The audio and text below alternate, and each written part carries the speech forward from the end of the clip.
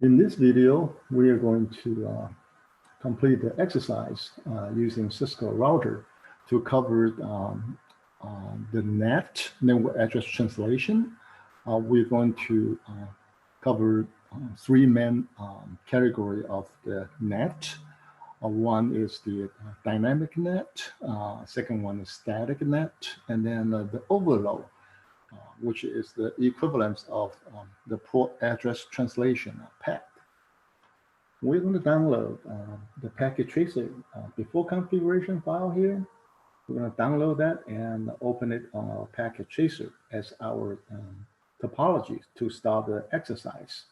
And the exercise step has been documented in this file. So you're going to download the topic 12 NAT One Router packet tracer key.docx file to complete the exercise. We're going to talk about this document before we start our hands-on. So the objective, again, is to configure and to show you, to illustrate the three methods of the NAT. One is using the dynamic, the other one is static, and then we overload using the PAT. Topology will be similar to what we have done before. Use the internal inside host 10.10.8.3, go through the default gateway 10.10.8.1, which is the GI001 interface of the ISR 4331 router. And the outside of the router GI000 is 10.10.10.R, and we replace the R with a 2. Cisco ASA inside interface address 10.10.10.10. Outside is 888.1, and then I'll just configure some switch here, and then I'll configure DSL, go to the internet, and go to the Google. And of course, this is our simulation.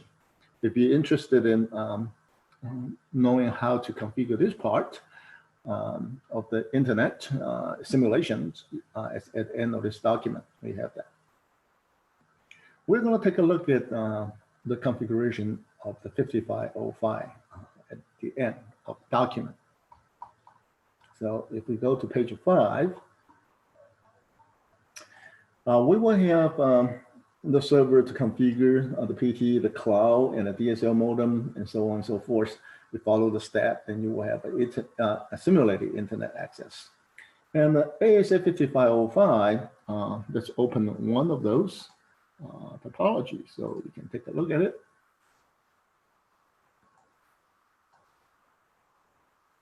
The topology will look like this. Let's open it up a little bit more.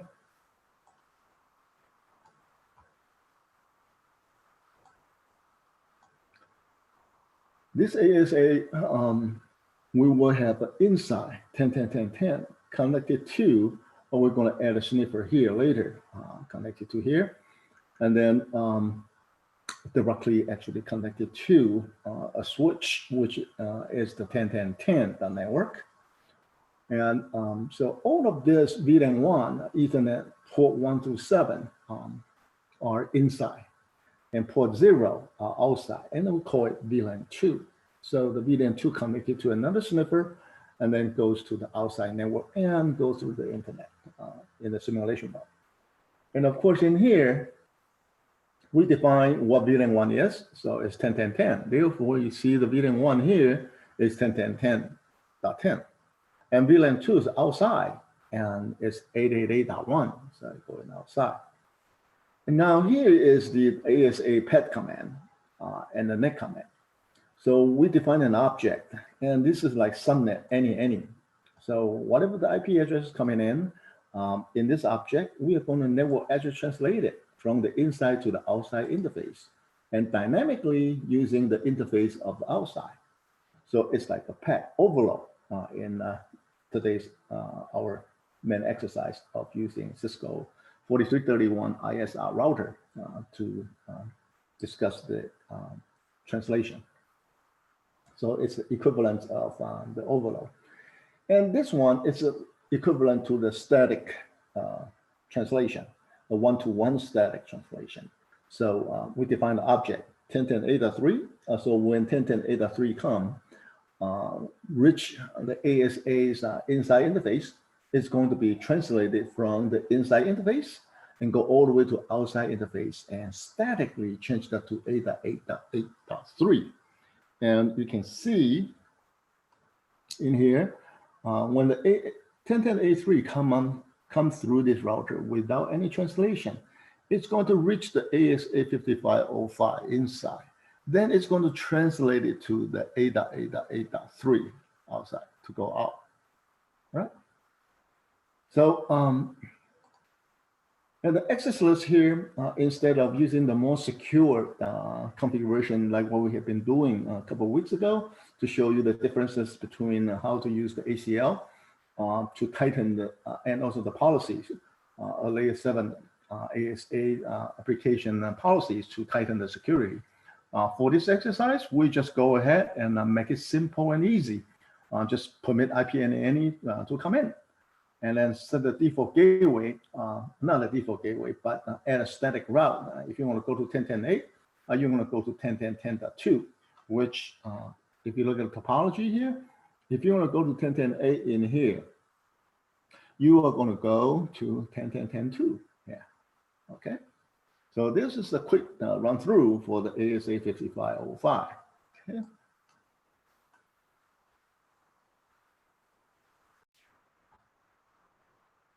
So we're going to download this before configuration file and open with packet tracer. And you can click on the double arrow key here to make sure that everything is running faster to become active.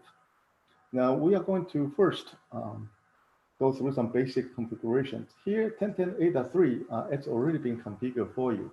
So we can save some time. Look at configuration here. If you look at Ethernet, that has already been input for you. And if you take a look at the settings here, default gateway DNS server has already been entered for you. And so does this firewall, not firewall, this Google server that we simulated. So if you go to the desktop and let's go to HTTPS, HTTP, and you can do the 8.8.8.8. Then type in a go, and yeah, that's Cisco packet tracer you got there. And well, when we ping, we will be able to see that as well.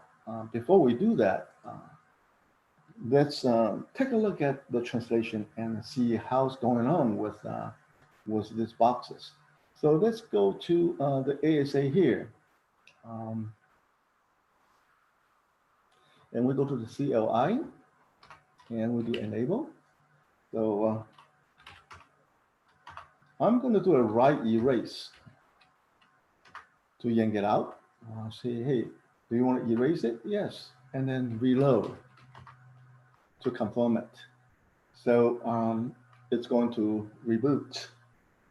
And you can press spacebar and we're going to answer no. And then enable.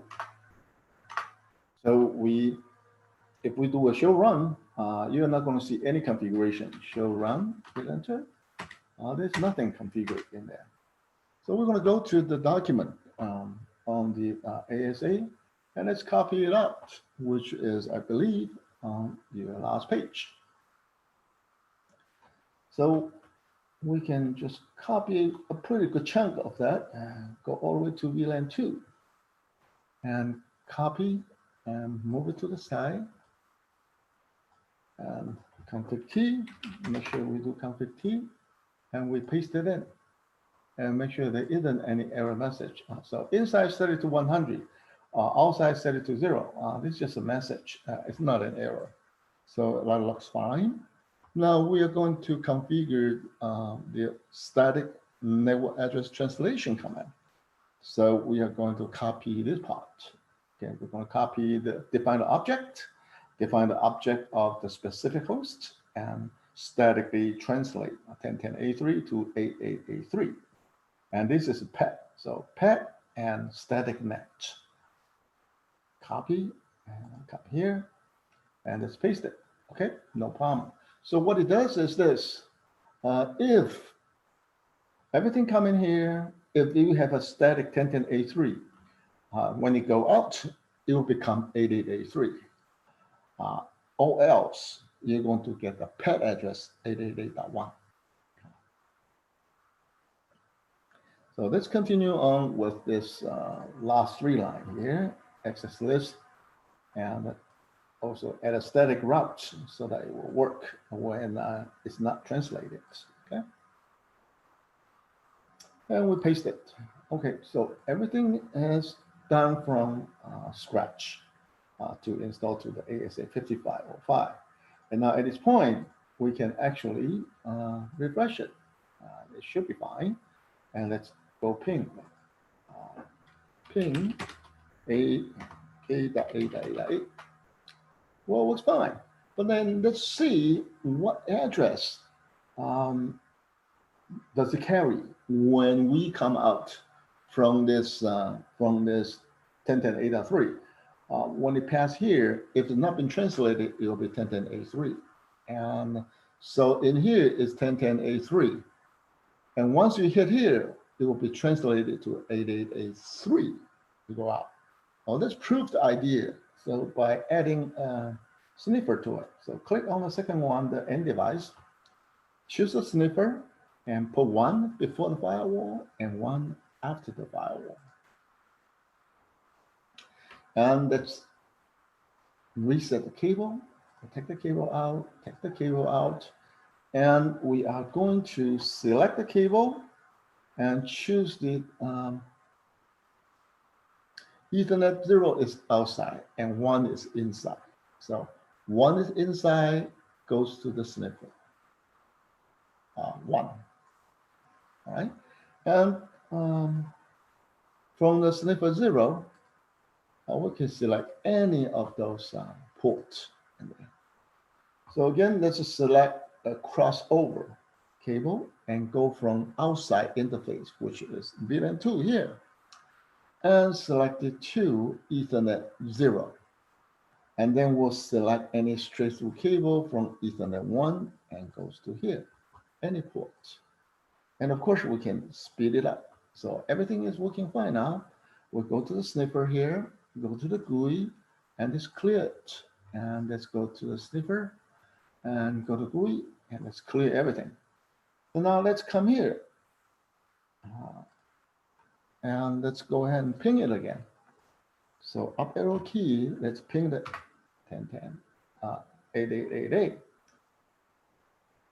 And it should be successful pretty soon. All right, once it's successful, you can take a look at, hey, I have ICMP here. Make it a bit bigger so you can easily see it, and then scroll it up to see, okay, you are 10.10.A3. And it will be confirmed by, if you do a CLI in here and enable, if you do a show IP net trans and nothing translated, okay? So it actually using 10.10.A3 been forwarded out. That's the default function of a router. And then we already verified that it's 10.10.A3. Once we pass through this one, because 10.10.8.3 has been translated out to actually 8.8.A3. So let's look at ICMP. Make it bigger, and you see 8.8.A3 in the source. Okay, so that is the preliminary test and configuration before we perform the 3 of those net functions of the router. We did actually put in a static net command and the pet command in here. So if 10.10.A3 come here, it will be statically translated to 8.8.8.3. And if it's coming in using any other address, it's going to be petted using 8.8.8.1. And this part we already talked about the syntax. And now we are going to continue on, follow the documents to complete the exercise. So let's go back to the top page, on page 1. So we actually, what we have been doing is we actually reset this box and copy paste whatever's in the document to make sure that everything is what we expected. And we already download the packet tracer, and then when you ping 10.10.10.3 and ping 8888, it should all work. We didn't try the 10.10.10.3, but it will work. All tests should be successful. And the 4331 router doesn't do any NAT. And how does it do? Of course, it's then because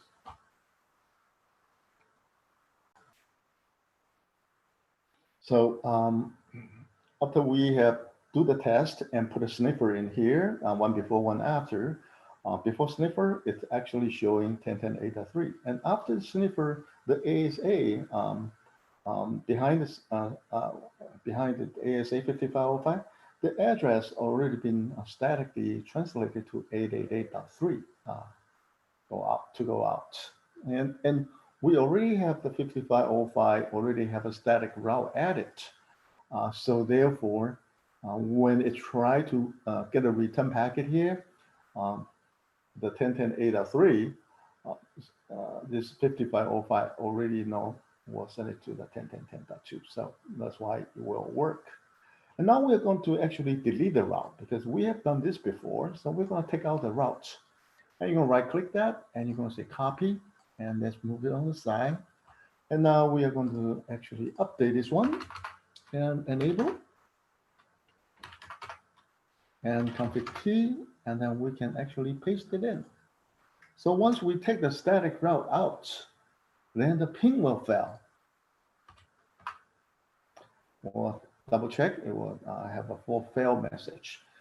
Before it come into that, we still can see, if you see the ICMP, it does still come in. It came in as 10.10.8.3. So if you take a look at the last one, it shows 10.10.8.3, except that we don't know how to get back to it anymore, okay? And if we take a look at here, let's go ahead and clear this one and come here and let's just do it one more time. And you can see ICMP did. It translated. Now this time, this is using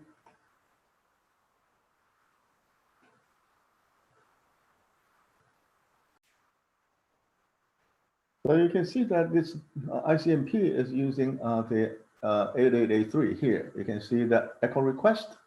Echo request is from 8883 to go to 8888, and the 8888 did respond. This is echo response. So the echo response, its source is from 8881, and it tried to go to the destination of 8888. So after we took the static route out and we ping, and you can see that it's been recorded here. You can see the first one is sources from 8883, try to get out to 8888. And you can tell that it's the ICMP type is echo request. So it's sending out a request. And the next ICMP is actually from the 8881, and it's going to the 8888 responding. Why is it like that? You can see that type 3, that's actually destination unreachable. So it's when you send out a request out, and then when the response back, which we didn't actually record it, and we have to actually tell from the 10.10.8.1 here, 8.1 has to tell the 8888 and say, hey, when you want to try to reach the 10.10, when you 8888 want to reach 10.10.8.3, I cannot reach it. Destination host unreachable. Okay. So if we go take a look at this configuration again, you can see that when we ping it from here, we ping 8888. and it will come to the router, and 10.10.8.3 come here. This is the 10.10.8.3, and it's going out. The first one, when it go out here, it's 8.8.8.3 and reaching the destination. So that's first one, the one I just showed you, which is the ICMP type 8 echo request. And then when it responded back, this sniffer will not record the return traffic. It's only one way, okay? If you want to do two ways, you have to actually connect another sniffer here. We're not going to do that. So once it returns it back here, this router say, oh, 8888, you want to go to 10.10.8.3, but I don't know how to get there. So again, I'm going to reply an echo response, which is not echo response, which is a destination unreachable because I don't know how to get there. So it's a type 3 ICMP from the 8.8.8.1 and return it to the 8.8.8.8. So if you want to take a look at it again, this first one is the ICMP from the 10.10.8.3. From 10.10.8.3, it got translated statically to 8.8.8.3, and it's reaching the destination. And you can see that it's an echo request. Now the second one, and you can see it is actually still going out. It is going out from the ASA5505, the 8.8.8.1, send it back to the 8.8.8, say, hey, I cannot forward it out because I don't know where 10.10.8.3 is. Therefore, I will send you an type 3, destination unreachable in here. And from who? From me. From the, this is actually you, it's from you, 8888, and you want to go to 10.10.8.3. And I cannot do that. And I'm 8.1 here, and I'm returning back to you. So this is actually one packet. I am from 881, and I'm sending you to 8888 and telling you that this packet is the ICMP type 3. I'm telling you that you cannot, you want me to reach it 10.10.8.3, but I cannot. Okay, so that's the explanation of the exercise for that.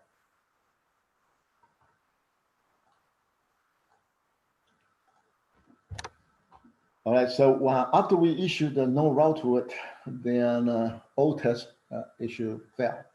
And of course, there are a lot of detail, as I just mentioned, that you can actually go to the sniffer and you can take a look at all those information in there. When it's successful, you only see 4 ICMP going out. Because the return traffic echo response, not a problem. If we didn't delete the route, the communication is successful. So your ASA doesn't have to send a destination unreachable back to the 8.8.8.8. Okay. Now we are going to continue on with the exercise by doing the dynamic NAT. And dynamic NAT, we're going to starting with IP address 100, dynamically giving it to whoever going out. And we just put down 2 addresses for whatever the hosts want to go out, and we'll give them a dynamic one-to-one network address translation. And we will then have to define an access list. And this access list is not an access list like what we have been doing. I have to apply standard access list or extended access list from to an interface, inbound or outbound. This is not that kind of access list. This is the access list if you match the access list here. This access list only one line and say, hey, permit. Whoever come from 10.10.8.0 network, you are permitted. Well, this permit doesn't mean that you can go or you cannot go. It's defined as traffic is a candidate to be network address translated. Okay, so it's defining an interesting traffic that is subject to the translation. It's very similar to the VPN access list or the IPS access list. When you have a match of the access list, it doesn't mean that you were denied or you were permitted.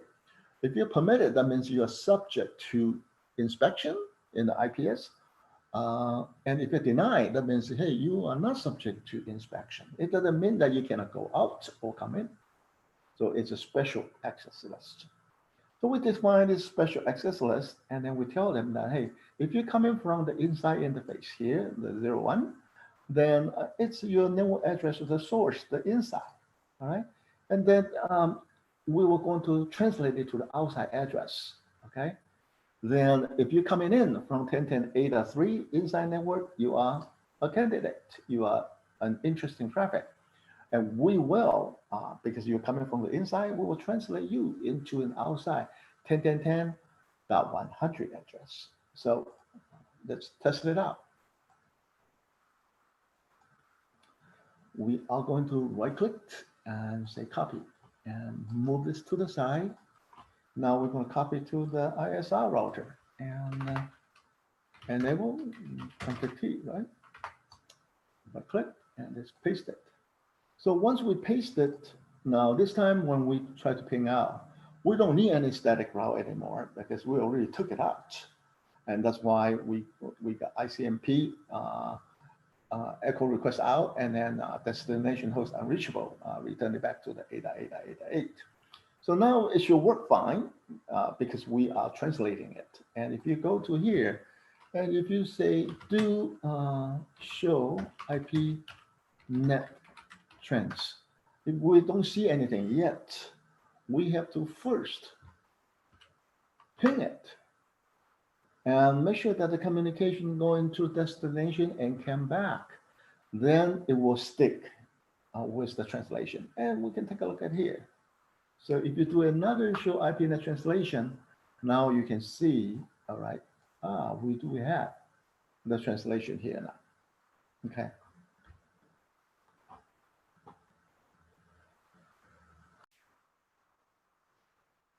So we do see that the 10.10.8.3 now is being translated to 10.10.100.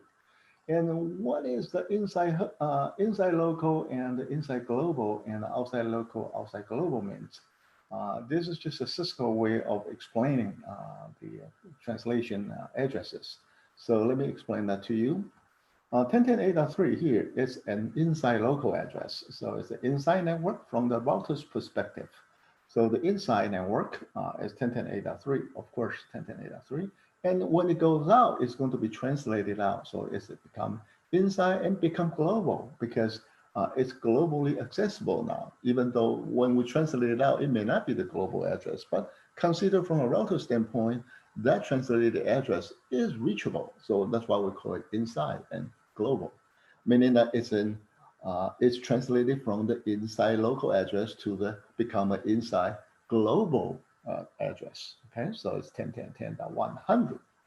And then outside local and outside global. Outside global, as you can see, is actually a public address, the reachable global address of the outside host you want to go.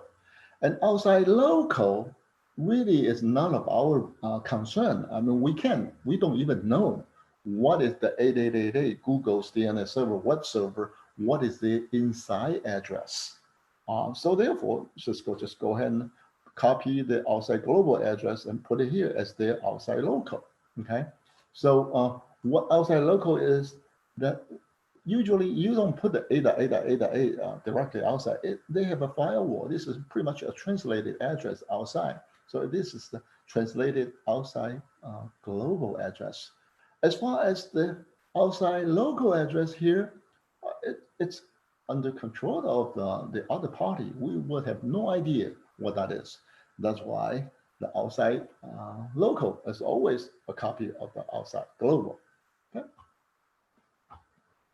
And we will have quiz and exam, and Cisco usually will test you on that too, if you're taking the CCNA. All right. So let's continue on with that. Therefore, we are going to actually, again, take a look at the server's address. So let's do that. Let's take a look at the translated address.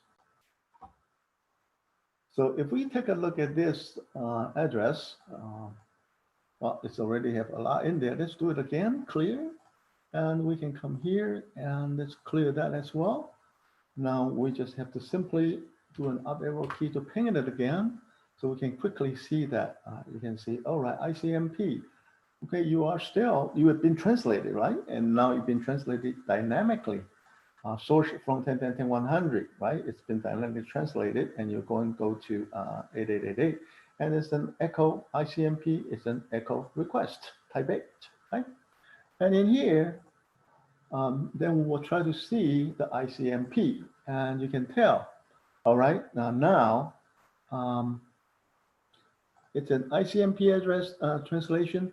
Now, instead of 8883 now, because when you come out here, when the 10.10.83 going through this one been translated to 10.10.10.100, and when it reached the ASA here, 10.10.10.100, it's using the PAT.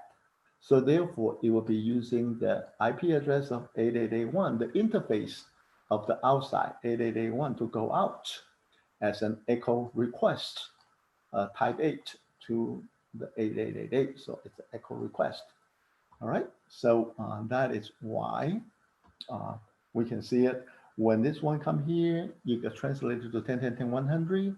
When you go here, you will be translated, port translated, padded out using the 8881 in this case, because we statically translate 10.10.83 to 8883.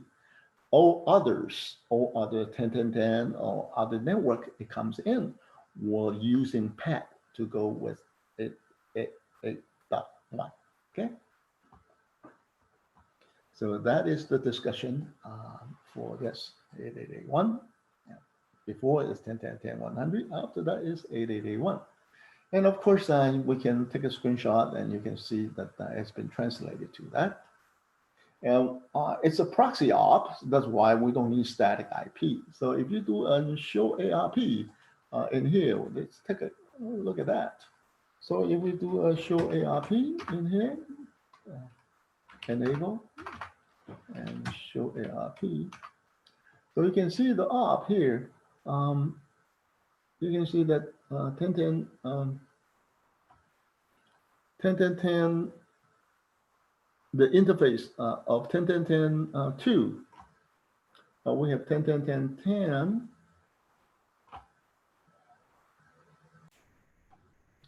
So you can see that 10.10.10.100 here as 0D01, which is the MAC address of 8.3, and it really is not going to show that. That's because it's simulation, so that op only locally significant.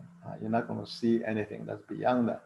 So if we ping 10.10.10.2, then it's a better comparison. So if we ping 10.10.10.2, okay,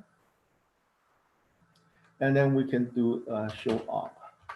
Then you will see that 10.10.10.2 here. This is a more of a meaningful comparison. 10.10.10.2 and 10.10.10.100, the translated address, which the 10.10.10.2 is a proxy on the same MAC address. That's important.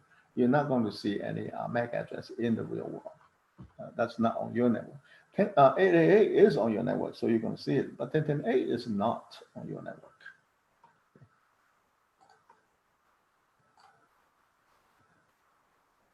So that completes the first part of the exercise. Now we are going to move on to the static net. We have to actually remove the access list. So we're going to say no access list 7, okay? So that it will not be interfering with our work. And then when you ping that, well, it still works because of the cache. So we're going to do this part first. So now in here, hit enter a few times, enable. Whoops. Okay, so we're going to take a look at this part. Now we're going to do no access list 7 to clear that, and then it still has the cache, so it still worked. Now we're going to clear that, clear the cache. Once we clear it, then it should fail, okay? Because the source address become 10.10.83 now. So we didn't do any translation, and so it's not going to work. Therefore, we're going to get it to work by doing a static translation. We're going to statically translate 10.10.8.3. Now this time, 10.10.8.3, we're going to statically translate that to 10.10.10.200. Okay, and so that's just a single line. And then we tell them that, hey, where is your network address translation inside coming from? Oh, from interface 1. And interface 0 is the outside, and that's it. So we're going to complete that exercise.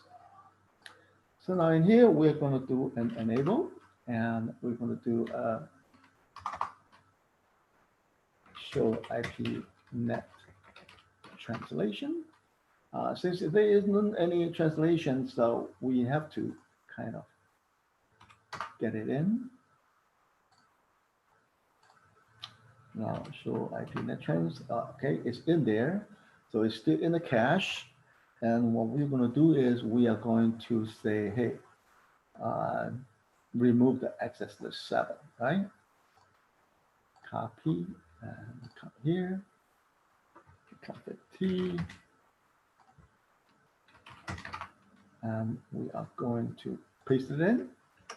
No more of that. But then you would,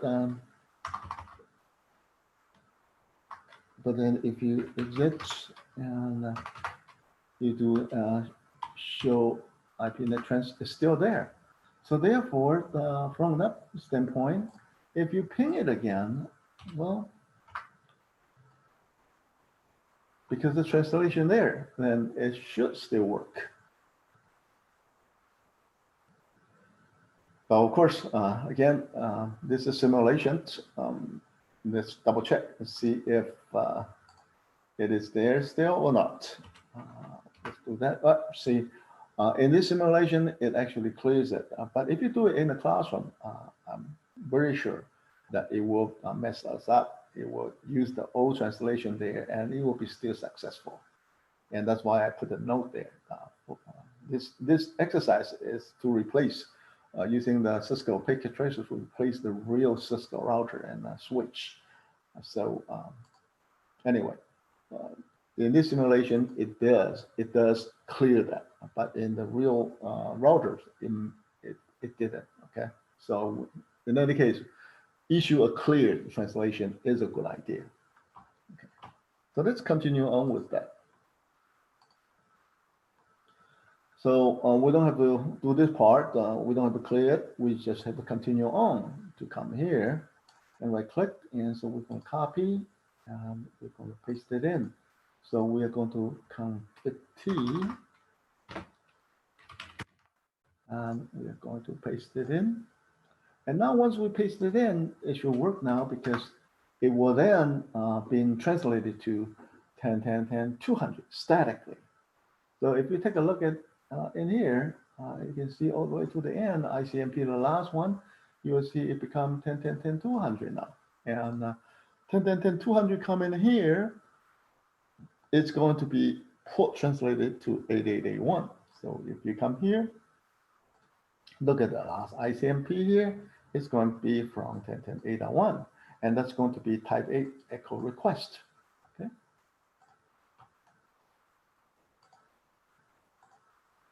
So then if you see this one, ping 10.10.10.3 from 10.10.10.3 host again, if you ping 10.10.10.3 or you ping 8888, either way is fine. We just do 10.10, do 8888.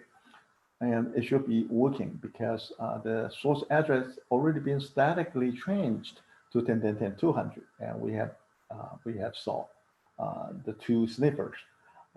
If you ping 10.10.10.3, then it wouldn't go out. That's why I use 8888. So I think we're probably better off just to say, hey, if we ping 8.8.8.8, so in the document you see, it's going to ask you to ping 8888 from there. So after that, we are going to do a show network translation, and you can see that we used to do a dynamic static translation. So 8.3, remember, has been changed to 100. And now, if we go here and we do show IP net trans, it's going to show you that, hey, now we got one. it's actually translated to 200 because this is static, right? And now we're going to continue on with that. And so at a router that's cleared IPNet translation, and it will not be clear because this is not dynamic, this is static. So let's try that. So, so we can actually exit it all the way out, and we can clear IPNet translation. Oh, well, we'll put a star in there, right? And then show IPNet trans. Still there because we can clear, it's not dynamic, okay? So it will be always there. Here. So it tells you that when you clear that, the static translation will not be clear. So if you continue on with that, the exercise won't be successful. You'll be always statically translated out. So we have to take it out by saying no IPNet inside source is static. I don't want it to be statically translated to that. So we are going to do this, copy, and go in here, Ctrl T, and we paste it in. So now when you say do show IPNet translation, it's gone in here. So then we can continue on with the PET exercise, right? So if you ping, it should fail because the source address, it doesn't have any translation anymore, okay?